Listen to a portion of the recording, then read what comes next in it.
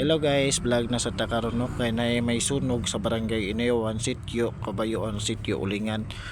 Nya diha nga nag-alert jud mi nga nikuyog jud ko sa bumbero sa barangay Basak Pardo, gitawag na si Beeper Fire. Nga diha nasag ko nga taon na jud piting jud nako dugayan nga wa nakakuyog. Diha guys na traffic sa may bayanihan going to paingon sa Pardo. So paliko man mi ana sa may kinasangan kay padong mami sa Inayawan. So diha guys nga nakita jud namong aso sa barangay Inayawan. Ang driver nako ana guys no kay ang amo ang konsehal jud sa barangay Basak Pardo nangunay jud si Kunsel John Tumulak nga gwapo kaayo og akong mga kaubanan sa bumbero so lihok nga man sila mag kinagwapuhan si Noel Jap Ayan Mission si Noel. So diha naabot na mi sa area guys sa barangay Inayawan. Nakita-kita jud mi sa kabumberohan nako dati nga makaraan sad. So nakita-kita jud mi. Nya diha guys nga nalipay sad ko nakauban jud ko nila. Nga man siya gitawag na nga serbisyo tinud-anay. Charot. So nakita jud ang aso guys no.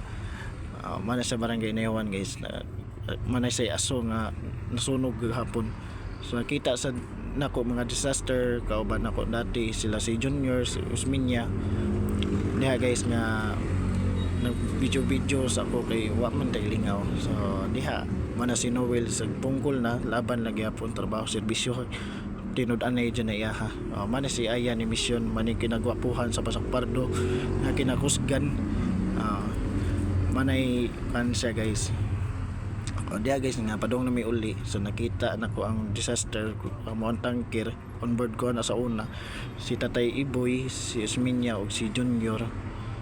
Di ba happy kino niya na siya diha on sa kanisakay sa Basak Pardo ka.